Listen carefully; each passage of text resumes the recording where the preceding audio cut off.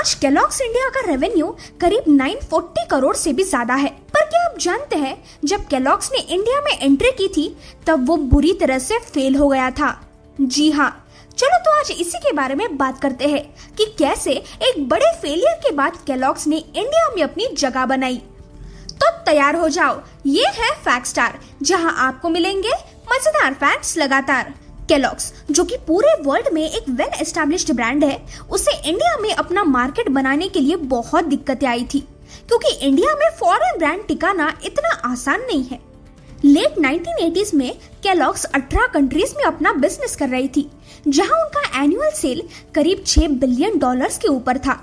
फिर 1990s में उनको लगा कि शायद उन्हें ट्रेडिशनल अमेरिकन और यूरोपियन कंट्रीज को छोड़कर जो भी कोर मार्केट्स है उनमें और भी ज्यादा फायदा हो सकता है। तो तब उन्होंने चूज किया इंडिया को, जिसके पीछे भी 3 रीजंस थे। पहला, इंडिया की पॉपुलेशन 950 मिलियन से भी ज्यादा थी, तो यह कस्टमर बेस बहुत बड़ा था। दूसरा, अगर इतने बड़े कस्टमर बेस में से उन्होंने 2% भी मार्केट कैप्चर कर लिया तो उनके अर्निंग्स यूएस के मार्केट शेयर से भी ज्यादा होंगे। और तीसरा, 1991 में इंडिया में इकोनॉमिक लिबरलाइजेशन आ चुका था, जिसके चलते फॉरेन ब्रांड्स इजीली इंडिया में एंटर कर सकते थे। तो अब इन्हीं 3 रीजंस के चलते इंडिया एक ग्रेट चॉइस था। केलॉग्स कंपनी बहुत कॉन्फिडेंट थी कि 100% वो अपना मार्केट कैप्चर करने ही वाले हैं, और जिसके चलते उन्होंने $65 मिलियन इन्वेस्ट करके इंडिया में केलॉग्स कॉर्नफ्लेक्स लॉन्च कर दिया। अब नेक्स्ट स्टेप था एडवर्टाइजिंग, जहां उन्होंने ओवर कॉन्फिडेंस के चलते अपने सारे बिजनेस पर पानी फेर दिया। उन्होंने लोगों को ये बताया कि इंडियन ब्रेकफास्ट ऑप्शंस उतने हेल्दी नहीं है, और वही कॉर्नफ्लेक्स ब्रेकफास्ट के लिए एक सबसे हेल्दी ऑप्शन बन सकता है। अब इस पर इंडियंस कैसे राजी हो सकते हैं भाई?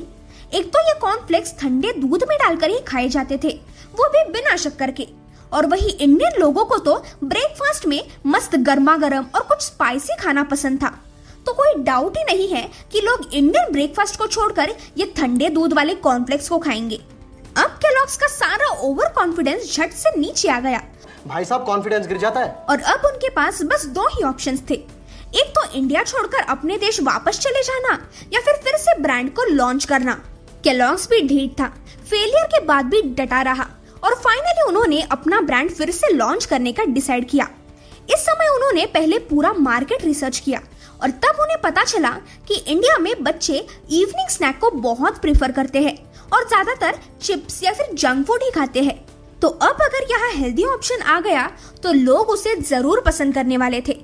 फिर केलॉग्स ने 1996 में चोकोस और फ्रॉस्टीज लॉन्च करके इंडियंस को बड़ा इम्प्रेस किया। अब इस बार केलॉग्स ने अपनी मार्केटिंग बहुत सोच समझ के की। उन्होंने लोगों को बताया कि केलॉग्स के प्रोडक्ट्स में बहुत सारा आयरन मौजूद है, जिसकी वजह से इंडियन बच्चों में आयरन डेफिशिएंसी का इशू कभी नहीं होगा, और यही स्ट्रैटेजी उनके लिए छा गई। उसके बाद केलॉग्स के सेल्स 17% से बढ़ गए थे, और तब से उन्होंने इंडिया में अपना बहुत बड़ा मार्केट कैप्चर किया, जहां आज उनका मार्केट शेयर 70% है, और जिसके चलते आज केलॉग्स का मार्केट कैपिटलाइजेशन करीब $22.29 बिलियन के आसपास है। मुझे तो पर्सनली केलॉग्स के चोकोस बहुत पसंद है। आपको केलॉग्स के कौन से प्रोडक्ट्स पसंद है? मुझे कमेंट्स में जरूर बताना। चलो तो मिलते हैं अगले वीडियो में। Till then, bye bye.